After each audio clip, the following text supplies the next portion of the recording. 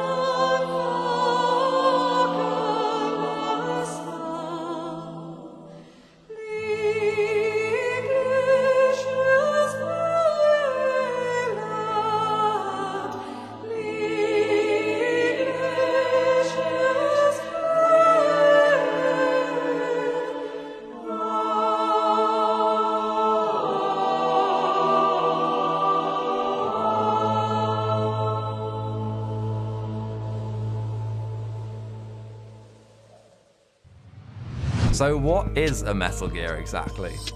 Without getting lost in the minutiae of every single type of Metal Gear, the core of the concept is a nuclear-equipped walking battle tank.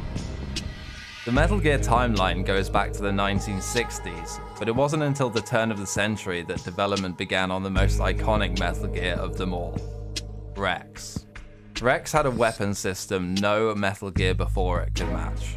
Capable of defending itself with an arsenal of grenade launchers and anti-tank missiles, Rex was also armed with a 100 megawatt laser and twin 30mm rotary cannons mounted to the head. The radome mounted to its left arm uses a multitude of electronic sensors that feed battlefield information to the VR display in the cockpit, where the pilot is fully enclosed and protected within the compound armor of Rex's hull. But most crucially, it was with the railgun that Rex surpassed other Metal Gears and completely revolutionized nuclear strategy. Accelerating its payload to over 100 kilometers per second, its nuclear projectiles require no propellant, thus are significantly smaller than the conventional ICBM and emit no heat signatures, making them undetectable by early warning radar and thermal imaging satellites. Rex's ability to conduct a stealth nuclear strike to and from anywhere on the planet with no warning completely negated the threat of mutually assured destruction, making it a truly next-generation weapon. You see what I mean about the real-world consequences? That's all well and good, but what makes Rex such a fan favorite? He's not the latest or the largest, the first or even the most powerful Metal Gear. I'll put it like this. There are a lot of Terminators, but there's only one Terminator. I'm a cybernetic organism. The design is just awesome. The stealthy, angular style, along with the heavy dinosaur influence in his reverse knee joints and head shape, plus the awesome metallic sounds of his movements and roar.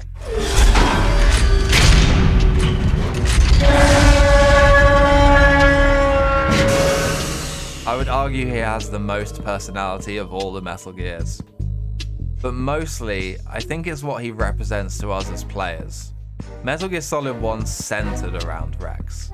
Our journeys through Shadow Moses, where Rex was born, the reveals and plot twists that happen before and even during your final fight with Rex, the sacrifice of Grey Fox and the duel with Liquid atop the head as the building crumbled around you. He's truly a character in his own right.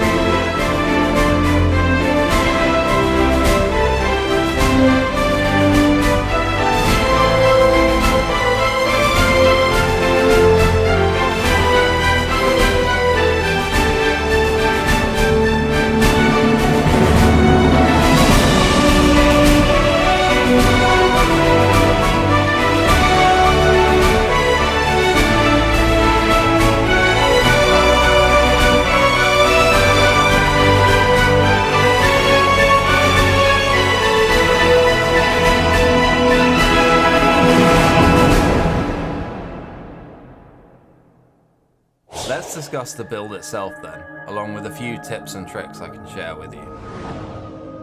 Welcome to my bits box. In this area I built and iterated each piece separately before adding it to a rough assembly nearby.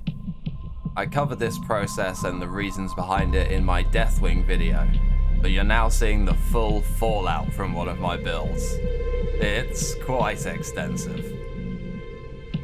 This method means I can copy, adjust, and edit each section if needed, and to make working with multiple angles a lot easier. You see the way the legs are each angled in multiple directions? Keeping track of that built traditionally would be arduous.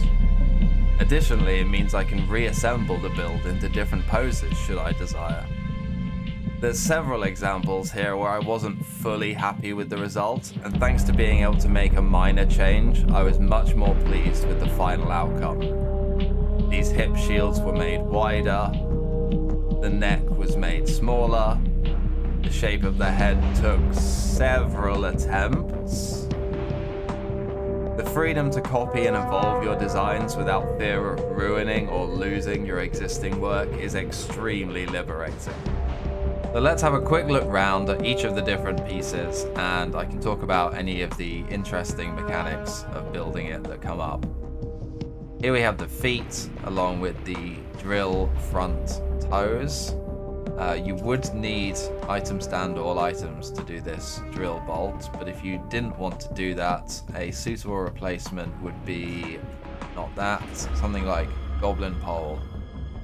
You could use that. Moving on from the feet, over here we have the lower legs. This Divergerprops barrel is very annoying because it doesn't copy with the rest of the structure. If I copy this here, there's no barrel. It has to be area copied, which makes aligning it a lot more frustrating, but I'm stubborn, so used it anyway. This version here has the rear leg attached to it, whereas this one doesn't. Here's the lower knee of the upper part of the leg. Here it is assembled with this. The grenade launchers on the side with forge coolers, and wards here making up the anti-tank missile launchers. This is the point of rotation here. One of the interesting things about Rex is the reverse knee joints, so this is actually the point of the hinge and the attached rotation with the lower leg. This is one of the panels that attaches onto this section here. Moving on from the legs, we have some of the hip assembly here. The hips were changed many times. I think here's an early version that was much thinner. It was made wider. The neck and the rear skeleton were adjusted. The exit valve on the back was adjusted. That went through a lot of iterations. Along with the connection pieces between. It's always very important to be conscious of where the different parts of the build will connect to each other, as it allows you some wiggle room if you think about it ahead of time. Often working with unusual shapes or multiple angles, doing circles, this kind of thing, at some point your build isn't going to line up with the standard uniform Valheim grid, and thinking about where you can make that take place and hide the jankiness, that will save you a lot of headaches in the long run. So I knew that was going to be one of the places at the hips, so building these connections with that in mind, yeah, that saved me some worrying. The shape of this actually came out pretty spot on first time around, and then it was just a case of adding various panels and hatches and other things that offer no tactical advantage whatsoever, but do help to break up what would be an otherwise quite large flat surface. I think these are pretty interesting. These are the burger prop beds. Let's bring that up.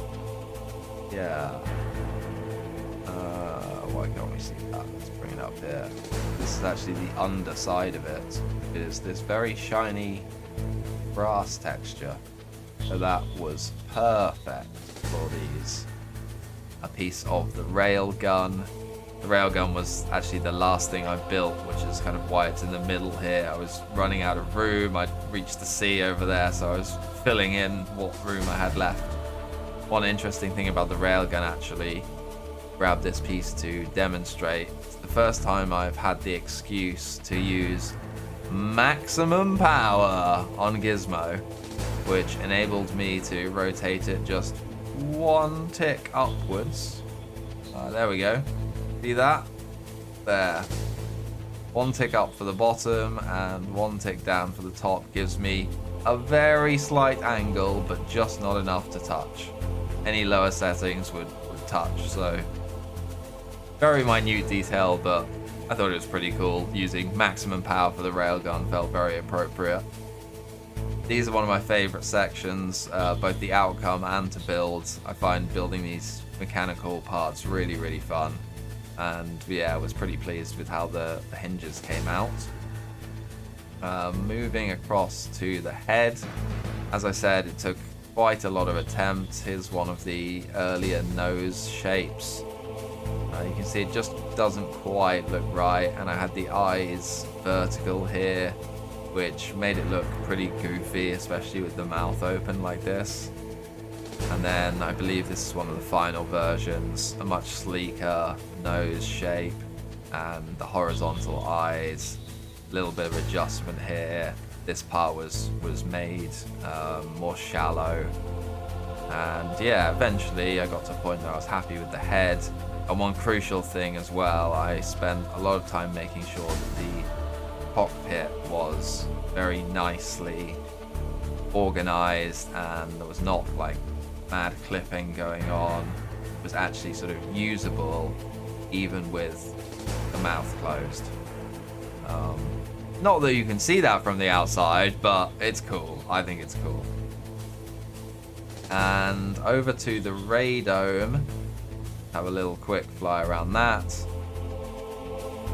Several vents and different sections here. The main housing and frame. More little details, sensors and various devices. And the last sort of tip I want to give you is the ignore feature. So these two things here, they're kind of intended to stop you from removing things accidentally, so deleting dungeons or spawn circles or that sort of thing. But one thing you can use it for is preventing yourself from interacting with certain pieces. So let's say I wanted to select just the wooden part here. I don't want to copy any of the black marble or, let's say, stone floor attached to it. I could conventionally copy it and then delete everything around it, but that's pretty annoying. So instead we can do things like asterisk black asterisk, which means include all items with the word black in it, and then we do comma for a new item, no space, and we'll do an exact one this time. We'll do stone underscore floor underscore 2x2, and then those are ignored. They are not there as far as the game is concerned. So when we copy this, we just have this. And if I try and delete them, for instance, I'm clicking furiously and nothing is happening. They're just not interactable. So don't forget to turn the ignore thing off, click reset once you're done with your copy or edit or whatever it is you find a use for that function for. But just something I wanted to bring to your attention. So that pretty much wraps it up. I want to leave you with my homage to some of Rex's most iconic moments. I'll just be quiet and let that play you out.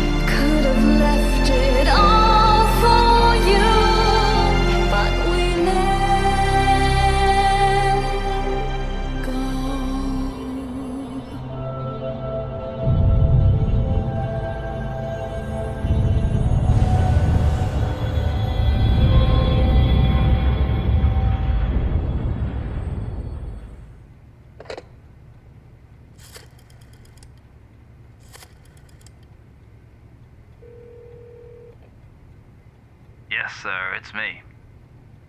Yes, sir, a phone call after the final cutscene bit. Yes, sir, all the way to the end of the video. The full watch time. Quite something. No, I'm afraid not, sir. Not at 1,000 subscribers yet, but we're close. Maybe if the people thought the video was pretty good, they could hit the red button. No, sir. They still don't realize I was triple crossing them the whole time.